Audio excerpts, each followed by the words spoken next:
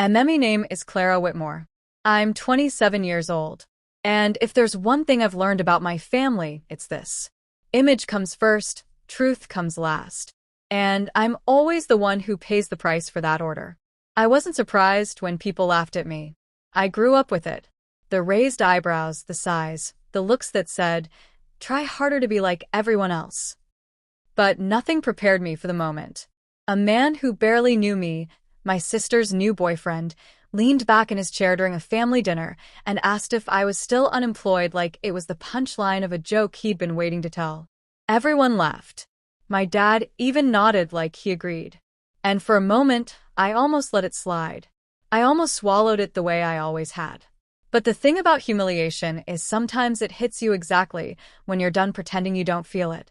And sometimes the person who thinks he knows everything accidentally says one sentence, one that exposes more about himself than he ever meant to. Because while he kept talking, acting like he understood the world better than I ever would, he mentioned something that didn't fit. Something that made me stop breathing for half a second. Something he should have never said in front of me. I didn't call him out that night. I didn't raise my voice. I didn't argue. I just watched him talk. I let everyone enjoy their laugh. I waited quietly until the moment his own words would circle back to him. And when they finally did, their faces turned pale before I tell you what he said and what happened after I walked out. Tell me, what time is it for you right now? And where are you watching from? I'm curious to see how far this story will travel. The dinner took place on a quiet Sunday evening. I drove back to my parents' house with a familiar tightness in my chest, the kind that always surfaced whenever I crossed into their neighborhood. Their street looked exactly the same as when I left for college. Trimmed lawns, matching mailboxes, houses pretending nothing unpleasant ever happened behind the doors. The illusion was intact, polished, rigid. I parked, took a breath, and stepped inside. My mother stood by the kitchen island, arranging plates like she was setting up a showroom rather than a family meal. She greeted me with a smile that felt more like a checklist being completed. She didn't ask how I'd been. She asked why I was cutting it close, as if arriving a few minutes before dinner signaled some deeper personal flaw. I'd grown used to comments that hovered between polite and critical, but they always landed in the same place. My presence was tolerated, never welcomed. My father sat at the table reading through a stack of mail, barely glancing up. He acknowledged me with a nod, the bare minimum effort to avoid being rude. There was no warmth, no hint that he was glad I was there. I took my seat quietly, as I always did.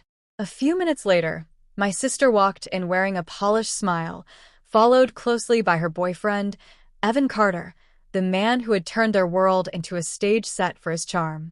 It was the first time I'd seen him in a full family setting. He moved with a confidence that bordered on performance, like he was auditioning for a role he already knew he would land. My parents lit up the moment he entered, their postures straightening, their expressions brightening. I didn't need anyone to spell it out. He was exactly the kind of person they wanted to claim as part of the family. We sat down, and the conversation flowed around me more than with me. I listened as my mother asked Evan about his week, laughing too loudly at his bland stories. My father encouraged him to share more about his work, nodding along like he understood every detail. My sister beamed, pleased that the spotlight naturally settled on Evan without any effort. They were all participating in a play I didn't know the script for, and I had no interest in auditioning. I kept my head down and focused on eating, but the atmosphere was impossible to ignore.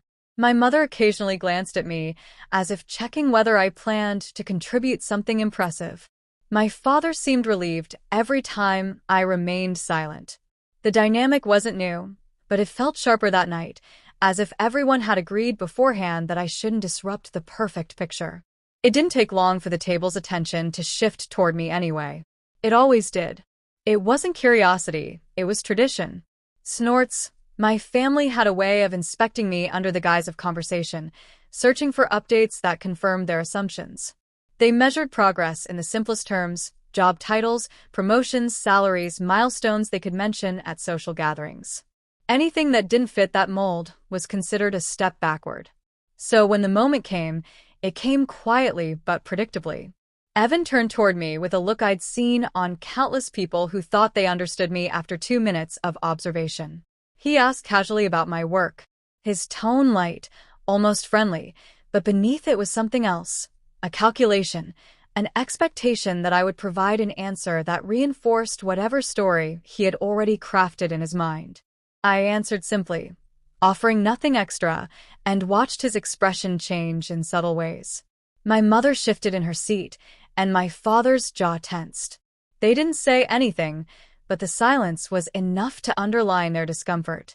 My sister avoided eye contact, busying herself with her fork. The air grew heavier, not because of what I said, but because of what they imagined it meant. Evan took the shift in mood as an opportunity. He leaned back slightly, studying me with an ease that felt practiced. He began talking about his latest projects, his work, his connections, weaving it all together in a way that positioned him as someone impressive, accomplished, enviable. My family listened eagerly, absorbing every detail as if each word confirmed that he was everything they wanted.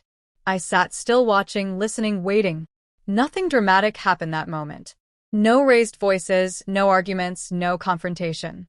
But the way he spoke, the specific terms he used, the organizations he mentioned in passing, something about it snagged my attention. Not enough to react on the spot, but enough to leave a mark. And by the time dessert was served, I already knew I wouldn't forget it. The mood shifted as the evening grew quieter. It happened in a way that felt almost rehearsed, as if the night had finally reached the scene everyone else had been waiting for. Conversation drifted, plates emptied, and the laughter around the table softened into a warm background hum. That was when Evan leaned forward slightly, scanning the room with the satisfied ease of someone ready to take center stage again. I recognized the rhythm. He had been building toward it all night. He made a comment about ambition, vague enough to sound harmless, pointed enough to land exactly where he intended. It was wrapped in a light tone, but the meaning beneath it was sharp. My mother laughed first, quick and polite. The kind of laugh she used when she wanted to encourage a certain direction. My father chuckled in agreement. My sister gave a restrained smile that didn't reach her eyes. The next remark came smoother, more direct. It existed on paper and nowhere else. The discovery didn't surprise me, but it deepened my curiosity. People register small LLCs all the time. But when someone boasts about high responsibilities at a major firm while quietly attaching their name to a shell company with no activity, it raises questions about their intentions. It hinted at parallel work they didn't want tied to their main profile. I asked Alex to look deeper. He didn't hesitate. While waiting for his findings, I continued my own research. I searched for presentations Evan claimed to have given, conferences he said he attended, publications he referenced. None of it appeared anywhere, not even in the scattered corners of the internet where niche professional talks are usually archived. Every claim looked clean on the surface but empty underneath, like a storefront with no inventory. The more I looked, the more the inconsistencies stacked on top of each other. The following day, Alex sent a longer update. He had managed to trace small transactions linked to the shell company, irregular deposits spaced across several months. The snorts amounts varied, but they all appeared to come from personal accounts under different names. There was no indication of legitimate business activity, no invoices, no vendor listings, no corporate contracts. It resembled something informal, something built on promises rather than product. And suddenly, the memory of Evan describing private investor engagements during dinner made sense in a way I wished it didn't. He wasn't collaborating with anyone. He was collecting quietly from people who likely trusted him because he sounded knowledgeable enough to believe. I didn't jump to conclusions. I didn't assume criminal intent, but the pattern was clear. Evan wasn't the person he portrayed, and his professional identity leaned more on performance than actual work. That realization didn't bring satisfaction. It didn't feel like vindication. It felt like clarity, cold, steady clarity that settled somewhere deep inside my chest. I didn't tell my family. They wouldn't have listened. Not without undeniable proof. My mother would have dismissed it as speculation. My father would have told me to stay out of it. My sister would have defended Evan because protecting the image mattered more than examining the truth. So I kept everything to myself. I reviewed every document Alex sent. I rewound every memory from that dinner. I pieced together every detail that hadn't made sense at the time, but now formed a coherent pattern. It wasn't just exaggeration. It wasn't harmless embellishment. It was fabrication layered carefully over truth, polished until even he believed his own narrative. By the time I closed my laptop that night, one thing was certain. Whatever Evan was building behind the scenes, it wasn't stable. It wasn't sustainable, and it wasn't harmless. And whether my family wanted to face it or not, the truth was going to surface one way or another. The wedding invitation arrived sooner than I expected. A cream envelope with gold lettering appeared in my mailbox, carefully addressed as if formality could disguise everything underneath. I opened it without hesitation. My sister's name was printed across the top in elegant script paired with Evan's in a matching font. The card listed a date, a venue, and a request for guests to attend a celebration of new beginnings. I stared at it longer than necessary, not out of sentiment, but out of a quiet awareness of what the event would become. The next day, I submitted my RSVP online. I marked attending, closed my laptop, and let the confirmation email sit unread. It wasn't an emotional decision. It wasn't driven by spite or a desire to disrupt anything. It was practical. If there was going to be a moment when all the pieces converged, it would be there. At the place where appearances mattered most to my family, silence followed. My parents didn't reach out to ask if I planned to come. My sister didn't text to share excitement or logistical questions.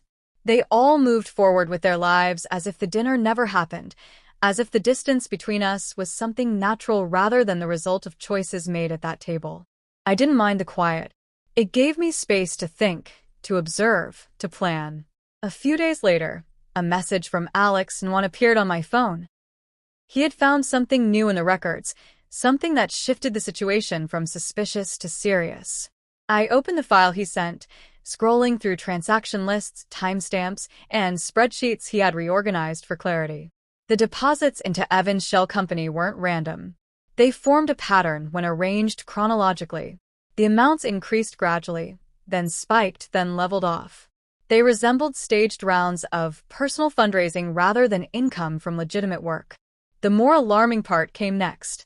Alex had traced 2 of the incoming payments back to individuals who had filed small claims disputes in the past for unreturned investments. Nothing major, nothing publicly tied to Evan, but enough to show a connection between his private activity and disgruntled participants. Snorts, it wasn't definitive evidence of wrongdoing, but it suggested a structure built on promises rather than outcomes. I sat still after reading the file, absorbing each detail with a calm focus that surprised even me. It wasn't just about exposing him anymore. It wasn't even about protecting my family from embarrassment, a concern I had long stopped carrying. It was about recognizing the harm he was capable of causing if no one intervened. A week before the wedding, the venue sent out a mass email reminding guests about the schedule. My sister forwarded it to the family group chat, adding a short message about dress code and parking instructions. I responded with a simple acknowledgement. She reacted with a thumbs-up emoji, nothing more. It was the most contact we'd had since the dinner. On the day of the rehearsal dinner, I received another file from Alex. This one contained something different. Screenshots from an online forum where users discussed private investment opportunities.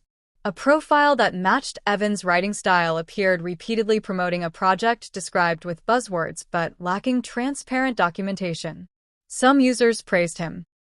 Others questioned the legitimacy of his claims. One mentioned losing a significant amount of money. The post dated back nearly 2 years. That was enough. Not enough for authorities to act. Not enough to accuse him publicly without context. But enough for me to understand the scale of what he was attempting to build and the danger my sister would be stepping into by tying her life to his. I didn't make a plan in the traditional sense. There were no long rehearsals, no dramatic build-up, no rehearsed monologue. I simply gathered everything. Every document, every inconsistency, every piece of information Alex uncovered and stored it in a single folder. Facts didn't need embellishment. They only needed the right moment. The wedding provided that moment. I placed the folder on my desk that evening, organized and ready. I didn't feel heroic, anxious, or vindictive. I felt steady, grounded by the understanding that truth doesn't require theatrics. It only requires timing. And when that timing arrived, I intended to be prepared. The wedding morning arrived with an odd stillness. I drove to the venue without urgency, following the long road toward the vineyard where the ceremony would take place. The sky hung low, a muted gray that didn't match the festive decorations lining the path. Snorts. Guests moved in coordinated clusters, adjusting suits, smoothing dresses, laughing lightly. I walked alone, carrying nothing but a small clutch with the folder inside. It wasn't heavy, but its presence grounded me. The ceremony began without delay. My sister walked down the aisle looking radiant, hopeful, unaware. Evan stood waiting with practiced confidence, wearing a smile that seemed carved into place. Applause rose as she reached him. Vows were exchanged. Rings slipped into place. Cameras flashed. Everything unfolded smoothly, flawlessly, like a performance designed for a highlight reel. Then came the reception. Tables filled, glasses clinked, conversations overlapped. My parents floated through the room, greeting guests, beaming with pride. My sister and Evan made their entrance, receiving congratulations from every direction. They looked like the perfect couple, the perfect success story. And maybe that was why the timing felt right, because illusions are most vulnerable when people believe in them the most. I waited until the speeches were finished, and guests began drifting toward the buffet. I walked toward the newly married couple with steady steps, not hurried, not hesitant. My sister saw me first. She looked surprised, almost relieved, as if my presence meant something good. Evan noticed only when I stopped in front of them. I didn't raise my voice. I didn't create a scene. I simply opened the folder and held it out. He glanced at the papers, then at me, confusion flashing across his face. My sister leaned in to see what I was showing him. Her expression shifted slowly. First curiosity, then confusion, then a stiffness that spread like frost. Inside the folder were documents Alex had verified, financial patterns, public filings, dispute summaries, forum screenshots. Nothing embellished, nothing speculative, just the truth arranged in clear order. Evan's demeanor cracked immediately. The confidence drained from his posture, replaced by a flicker of panic he couldn't mask. His mouth tightened, his cheeks flushed. He reached for excuses that fell apart before they could form. My sister stepped back slightly, her breathing uneven. Guests around us began noticing the tension, their conversations dimming into cautious murmurs.